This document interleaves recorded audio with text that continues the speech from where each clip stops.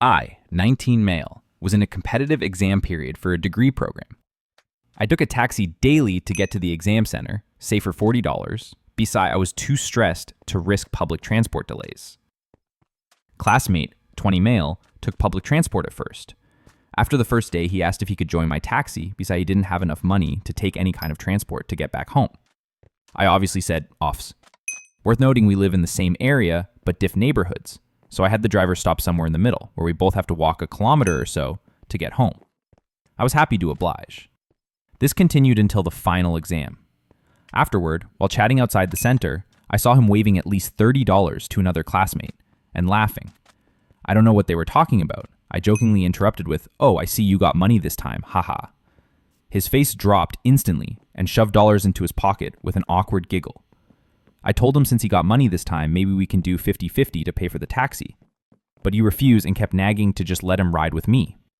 I was expecting an excuse or explanation as to why he doesn't want to use that money, but he kept avoiding that question and focused on egging me to just let him join in since I'm paying for the cab anyway, that I have nothing to lose here. Mind you, I couldn't really afford taxis and was cutting into my food budget instead. Thought I was doing him a solid since he couldn't afford transport. And the way he was waving his money, I don't know. I'm always vigilant about being taken advantage of. Maybe he didn't have dollar in the first day, but he does now, and he's giving no actual reason for not paying.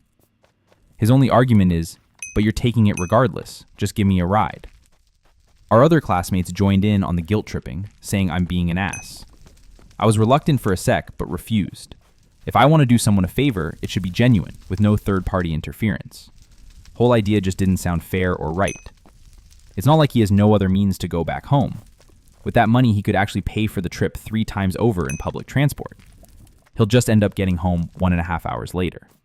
Once my taxi arrived, I asked him one last time, but he kept saying the same thing over and over, just with more pressure each time, like I'm leaving him for dead or something. Long story short, I left without him that day and was shunned for the whole 2 weeks after it. I think might be the a-hole because I did pay $40 for a solo ride eventually. I knew I was going to pay. Had I not seen him flaunting his money, I'd have caved if I wasn't so paranoid about being taken advantage of.